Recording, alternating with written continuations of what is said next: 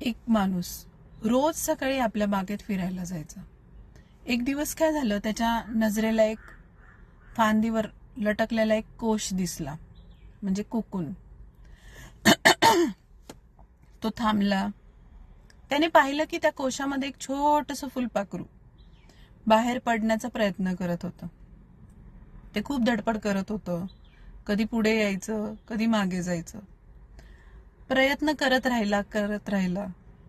हे जवळजवळ आहे ना 2 तास चाललं. तो माणूस विचार करू लागला, बिचारा फुलपाखरू किती त्रास सहन करत आहे, याला मी मदत करतो. त्याने घरी जाऊन एक छोटी कात्री आणली. अतिशय काळजीपूर्वक त्याने कोशाचा छोटासा भाग कापला आणि फुलपाखरू मग सहज बाहेर आलं. तो माणूस खूप आनंदी झाला. त्याला वाटलं, आज मी एका जीवाला वाचवलं. पण गंमत बघा, काही मिनिटांनी त्याने एक विचित्र गोष्ट पाहिली. फुलपाखराचं शरीर जड होतं आणि त्याचे पंख लहान, ओले आणि थोडे कमकुवत होते. तो वाट पाहत राहिला. त्याला वाटलं, आता थोडा वेळात पंख मोठे होतील आणि ते उडेल. पण तास गेला, दिवस गेला, ते फुलपाखरू उडूच शकलं नाही. ते आयुष्यभर जमिनीवरच रांगत राहणार. असं का झालं बरं?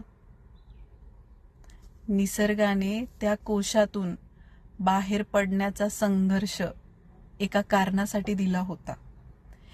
जेव्हा ना फुलपाखरू त्या छोट्याशा छिद्रातून बाहेर पडण्यासाठी जोर लावत होता ना, तेव्हा त्याच्या शरीरातील द्रव फ्लुइड पंखामध्ये जातो. त्या प्रक्रियेमुळे पंख मजबूत होतात. संघर्षच त्याच्या उडण्याची तयारी करत असतो. त्या माणसाने मदत केली, पण नकळत त्याने फुलपाखराचा संघर्ष काढून घेतला आणि त्या संघर्षासोबत त्याचं उडण्याचं सामर्थ्यही निघून गेलं. आपल्या पण आयुष्याची हीच गत आहे. मित्रांनो, आपण अनेकदा म्हणतो, माझ्या आयुष्यात इतक्या अडचणी का? देव मला इतका संघर्ष का देतो? माझ्याच वाटेला हे का? पण कदाचित ना, तो संघर्ष तुम्हाला तोडण्यासाठी नसतो, तो तुम्हाला अधिक मजबूत करण्यासाठी असतो.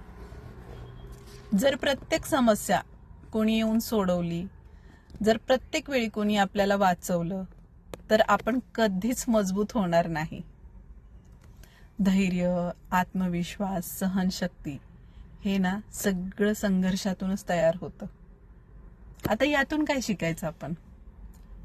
ज्या संघर्षापासून तुम्ही पळत आहात ना, तोच संघर्ष कदाचित तुम्हाला तुमच्या सर्वोत्तम रूपात घडवत आहे.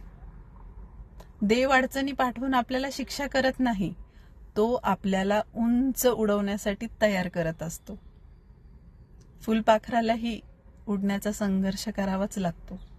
तसंच माणसालाही यशाचं उंच आकाशात झेप घ्यायची असेल तर जीवनातील संघर्ष स्वीकारावाच लागतो.